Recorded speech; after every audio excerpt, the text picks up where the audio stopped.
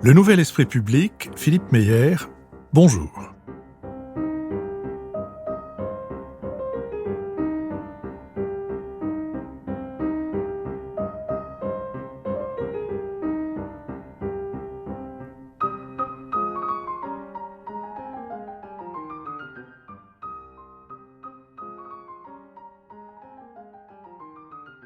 Bonjour, merci de nous rejoindre pour ce nouvel épisode de notre série Si c'est pour la culture, on a déjà donné. Épisode qui me donne le plaisir de recevoir Patrice de Montcamp. Patrice de Montcamp, bonjour. Bonjour. Patrice de Montcamp, vous êtes écrivain, vous êtes formé en histoire et en économie, vous êtes éditeur, vous êtes peut-être encore producteur de musique, vous nous le direz, mais c'est au titre d'une de ces activités que je vous ai demandé de bien vouloir nous retrouver, c'est au titre de spécialiste de Paris. Et dans Paris, de spécialiste des passages couverts. Lesquels passages couverts sont en train de devenir, pour les Parisiens et pour les touristes, une attraction majeure.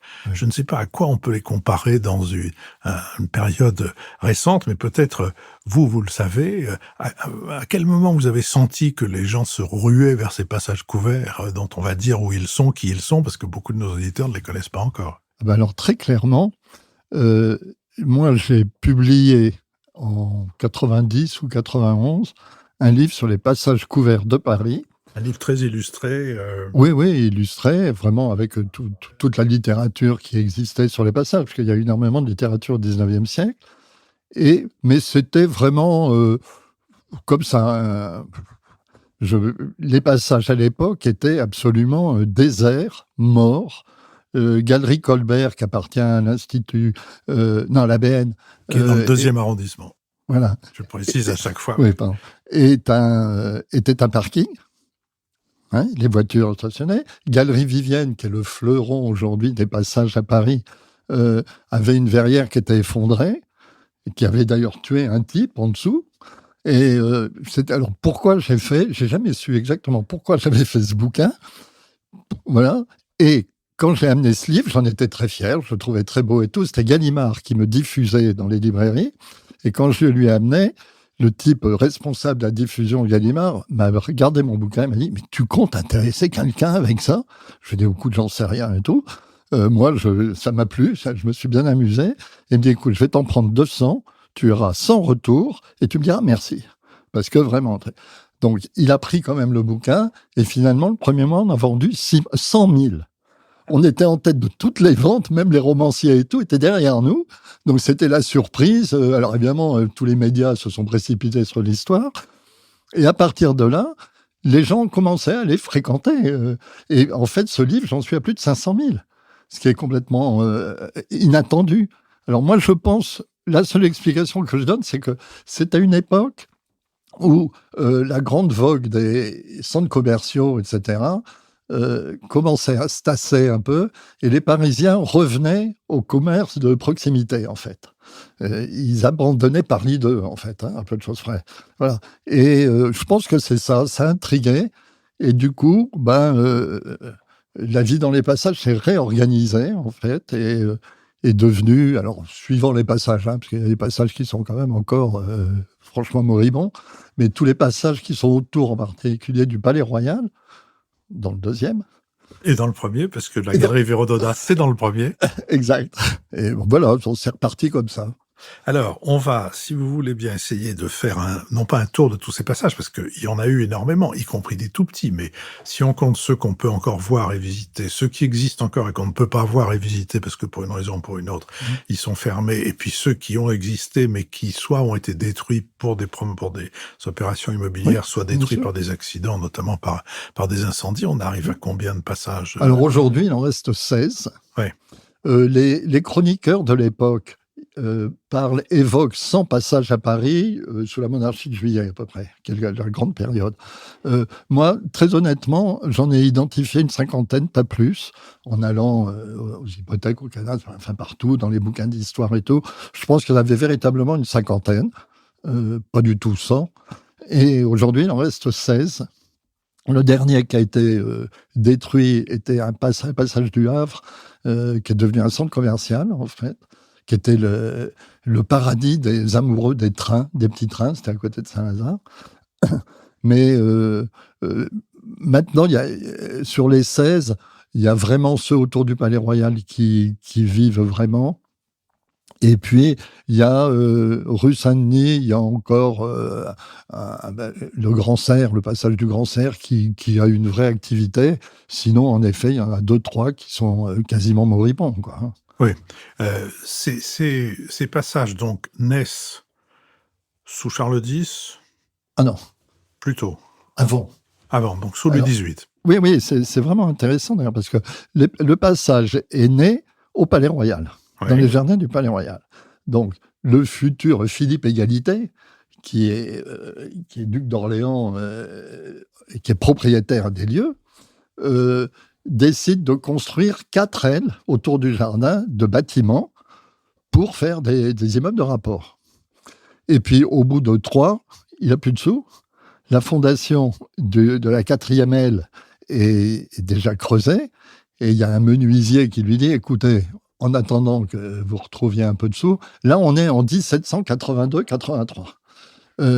Quand le temps que vous retrouviez un peu de sous, je bâche le trou et je vais mettre un baraquement en bois, si ça vous dérange pas. Et moi, je louerai, je vais voir. Et le Philippe en question lui dit oh, tout à fait d'accord, mais vous allez me payer tant le loyer. D'accord. Et c'est devenu le premier passage. En fait, on appelait ça le passage des Tartares. Il y a eu des tas de noms. C'était un baraquement de bois absolument quelconque et qui était légèrement... On ne savait pas faire encore des verrières. Donc, il y avait des plaques de verre au-dessus, des petits carreaux de verre et tout pour faire un éclairage zénital, en fait. Et ça a été un succès, mais foudroyant. Absolument foudroyant. Alors, évidemment, dès qu'il pleuvait, les gens se couraient dans ce truc-là, mais il y a eu toutes les activités, et puis bien sûr, l'activité principale du Palais Royal, la prostitution. Et donc là, c'était formidable, on y trouvait qui on voulait, et ce qu'il y a eu de formidable, c'est vraiment les prémices des passages, mais c'est, vous avez toute la société parisienne qui est dans les passages. Vous avez les aristocrates, les bourgeois, les délinquants, les voleurs à la tire, les prostituées. Tout le monde est là et se trouve très, très bien. Voilà. Alors, cette tradition de la prostitution dans les passages, pourquoi dans les passages? Parce qu'on est à l'abri du mauvais temps. Et aussi, dans le cas du Palais Royal, parce que si la police vient, on la voit. La police était interdite par Philippe Égalité. Oui, absolument. Oui. C'était ça le grand truc. Oui. C'est comme ça que la Révolution française a commencé là, que Camille Desmoulins est venu mettre à son chapeau une feuille d'un arbre comme cocarde, etc. Parce que les flics n'avaient pas le droit de rentrer. Et ça s'est retrouvé au moment du Forum des Halles, à la fin des années 70, au début des années 80, parce que la municipalité n'avait pas anticipé le fait que les rues qui traversaient le Forum des Halles étaient des rues et qu'on ne pouvait pas les fermer, qu'il fallait une décision préfectorale pour la fermer. Et ça a pris des années avant que les rues soient privatisées. Et donc, je me souviens très bien, parce que j'avais eu à faire un papier pour l'Express sur le Forum des Halles qui venait d'ouvrir. Il y avait au moins 2, il y avait la prostitution des femmes, et au moins 3, il y avait la prostitution des garçons. Oui, et tout le monde étant à l'abri, dans une température et une hygrométrie à peu près constante, je peux dire. Mais alors, il y a quand même pas que la prostitution. Alors non.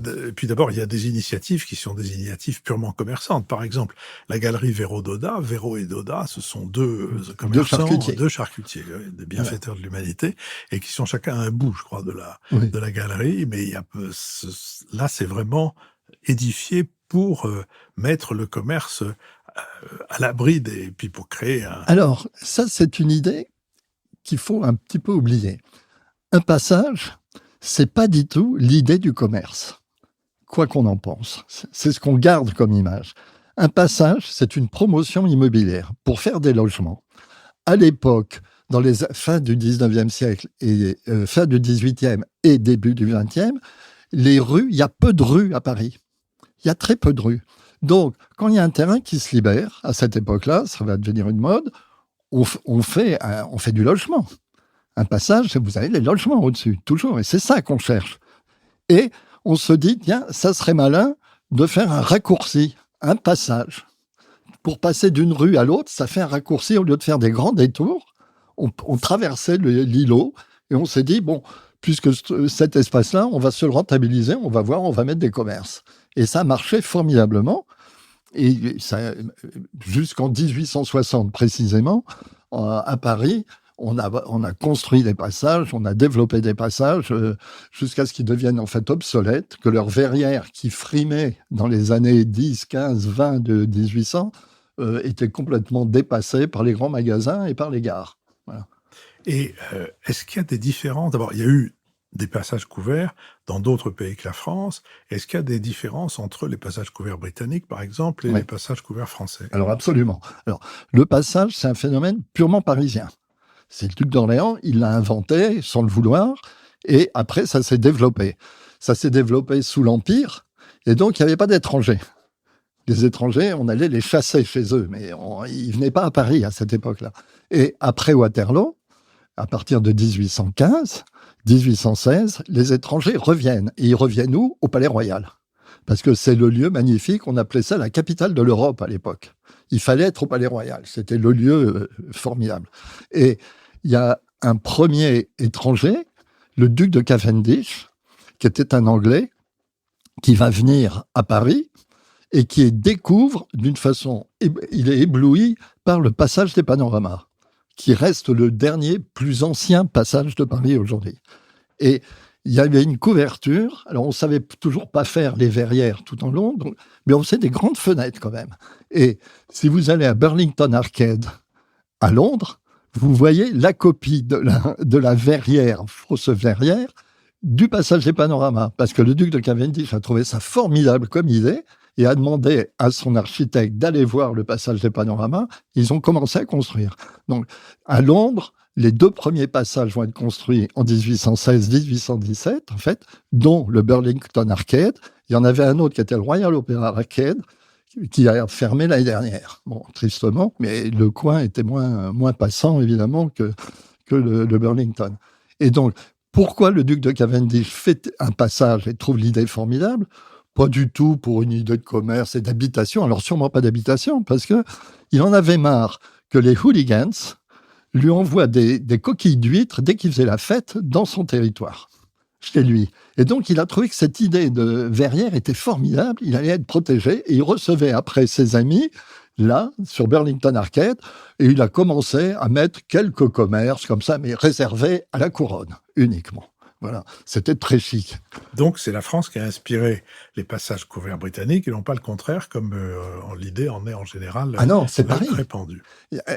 On a commencé à construire des passages hors de Paris en 1816, voilà, avec Londres. Et alors après, ça s'est développé. Moi, j'ai passé 20 ans à courir l'Europe et j'en ai retrouvé, il en existe encore 395 dans énormément de pays d'Europe. L'Angleterre étant le premier, il y en a encore 90.